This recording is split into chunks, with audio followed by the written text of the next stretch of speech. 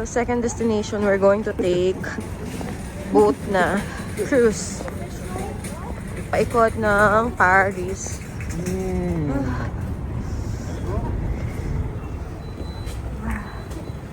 Ticket. So cold. Yeah, it is. Woo. So, scan natin.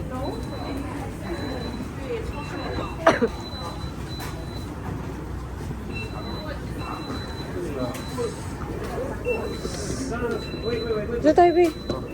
B. Okay, finish. No, but I don't care, it's not your book, come on. What you doing? You buy the company?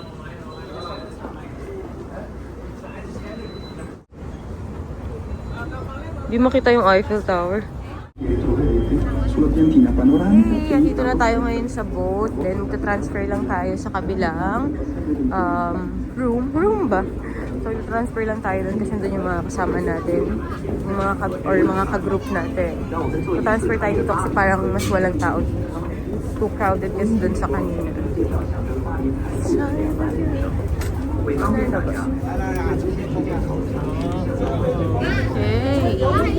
We just sit here, babe. Movie. Dito kami umupo malapit sa heater. Lamig, hindi namin kaya. Actually, may open ano siya eh.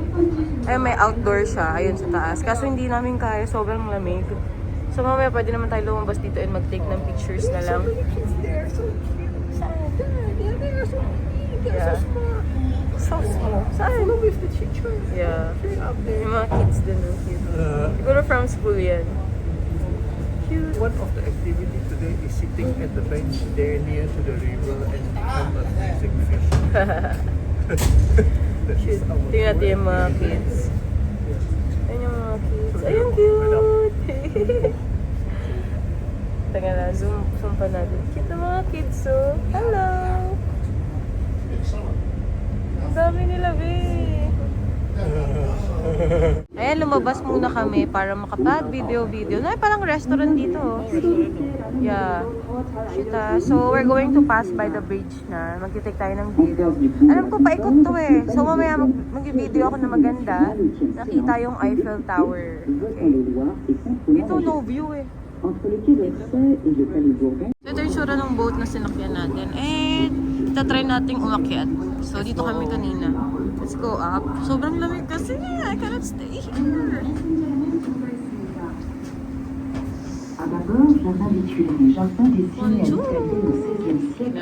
Actually, beautiful din, no? See? Laki din pala. Kung di lang to sobrang lamig. Ang lamig eh. Support the Tuileries Garden. The garden was originally laid out in the Italian fashion in the 16th century by Catherine de Medici. El oeste actualmente es un museo en el cual se exponen obras del siglo XIX.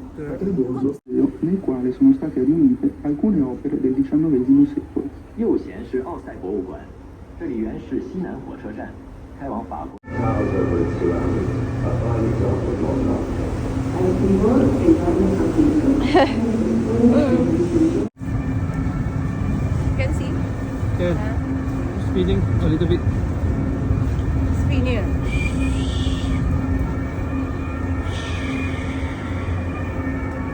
Okay. Sa papagano. One, okay. 1, 2, 3.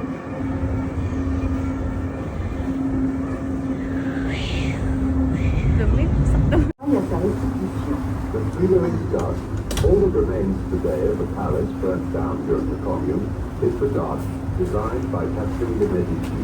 Now adorned with statues by Maillot, it is being fully restored. The gardens were made. Papasbay ulit kami dito sa Eiffel Tower. So, nag-snow dito, nakita nyo ba? Next destination is andito tayo sa my museum. So, ito yung parang triangle na nakita natin. I don't know kung paano i-pronounce yung name and anong name. Like a word. Or, yeah, I don't know how to pronounce, pero I know, pero alam ko siya and familiar ako sa lugar na yun. So, let's go. Sabi nila itong museum na to is isa sa mga pinakang malaking museum sa buong mundo. Yeah. Sige. Correct. Sorry po. Sige. So, yan siya. Kahit ikutin mo daw yan ng 20 days, hindi mo yan matatapos. Lopburu. I don't know how to pronounce. Basta yun na yun.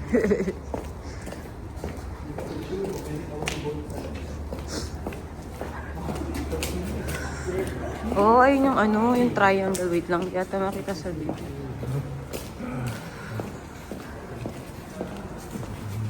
I thought it's on top of the building, no? I don't know, ayan yung nasa triangle na yun. I don't know kung familiar kayo. Ganda, ah. Oh. Parang lyceum to. Parang may ganito rin tayo sa ano. Kaya parang university, no? Ay, nag-i-snow na ng konti dito. Still snowing, ah. Dito na tayo sa may entrance. Maybe we are here. Sa entrance na tayo. O, ito familiar ako dito pero hindi ko talaga alam anong name ng lugar dito. Outside, nobody want to. Oh, yeah. This one. Shit. Woohoo! Yeah. Ito, picture tayo dito. Bakit ba siya famous? Nagbi-bling-bling daw to sa gabi kasi maaga pa kasi dito kaya walang bling.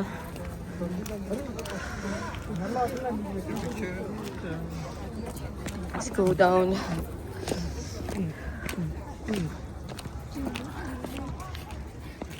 Lamig. Nagugutom mo. Nakakagutom pag winter, no? Kasi yun nakakapagod ng bigat ng mga jackets natin. Alam ko may coffee shop nga dito eh. So, sinilip namin kung ano tong meron sa glass nito. And, tada! Ayan yung museum sa baba. So, pwede naman tayo bumaba dyan. Kaso, sabi ng ating tour guide, mahaba daw talaga yung pila dyan. And, marami ka pang pagdadaanan. So, we don't have enough time to go eh. Pero at least nakapunta na tayo dito, diba? See, ang ganda. I like the style. Para siyang university school.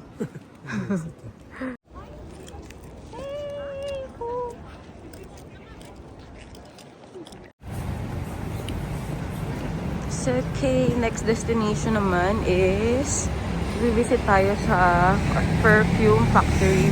So, ito, nag-i-snow pa lang ngayon dito. We're so lucky kasi very rare mag-snow dito sa Paris. And look at that! It's snow. Dito daw ang murang bilihan ng mga pang-pasalubong.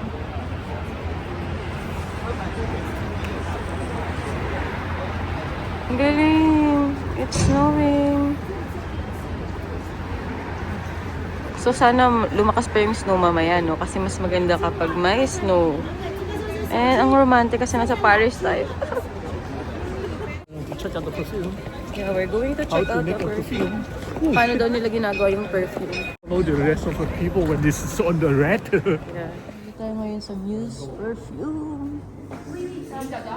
Sa Paris. And this is how it looks like. Sa loob. So dito Let me share with you. We're going to go down here. They're going to show you how they do the perfume. You're going to exit from there. The showroom is there, yeah? So Let's go. So, pababa pala to. Okay, start na tayong timpla ng sarili nating perfume. Yeah, Habit de Perfume. Dami yan. Hindi. Doon mga 2 floor yung binaba natin.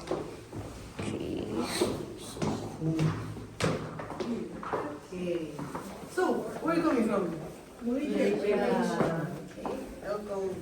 Did you ever hear about Fragonard before? No.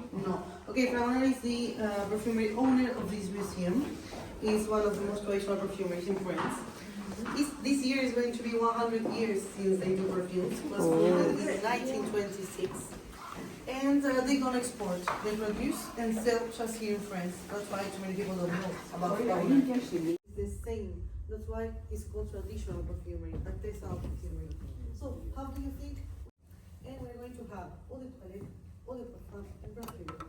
Eau de toilette, 10% for That's why you have to Ganyan. Ah? Perfume bottle. the last time the perfume bottle and the things are all keep inside the Before. so beautiful. Ang cute oh. Ito yung mga perfume bottle before. No? Ang elegant na pala talaga niya. Ito pa oh. Ang liit. And then you look at this. Did you feel like it's Alcohol. That's why it's going on nose every time it's going on perfumes. One perfume can be made from 9 to 200 different notes. It can be done in French. We call them pomme à l'air. It's a small bottle. You can reach Daming mga everywhere. perfume. And also, boys start to believe we were protected using perfume. So the perfume is start to be kind of a lucky charm. So you can see a lot of people using more than one. Of course, we don't have pictures or have. Tapos na tayong marinig yung history ng perfume. Nakapunta na tayo sa kung paano naman to ginagawa. Grabe ang ganda oh. Ano yan? Mga brands? Wow. Labeling. Yeah. Ganda ng mga design oh. Labeling.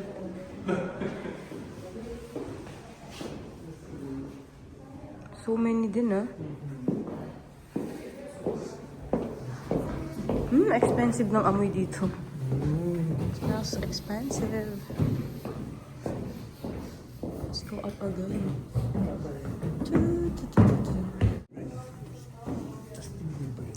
Che.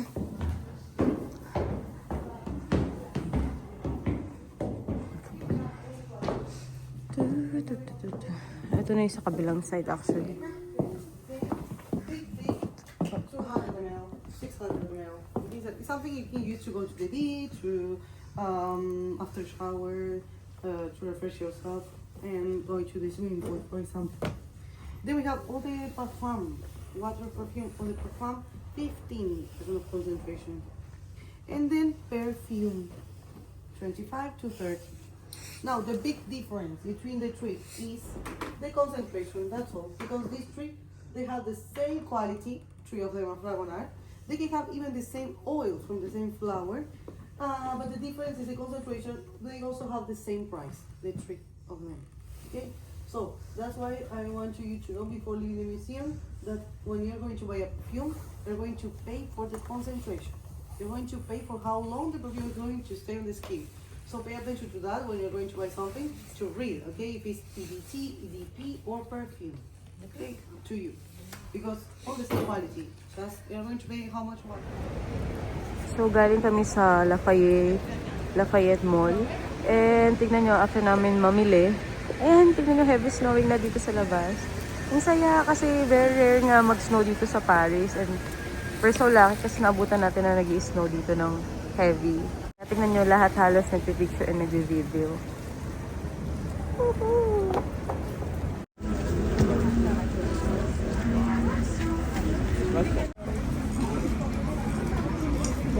Tawid muna tayo. Let's go, let's go.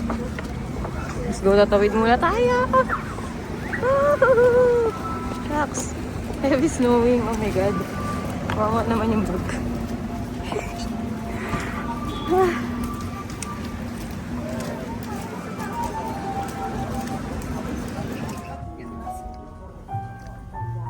Okay, lunchtime. So ngayon pa lang kami kakain. So already 3 PM dito. And suppose gusto ko mapo dun kasi nga nag-i-snow ngayon. Kaso nakaupo kasi kanina kaya hindi binigay sa atin yung seat.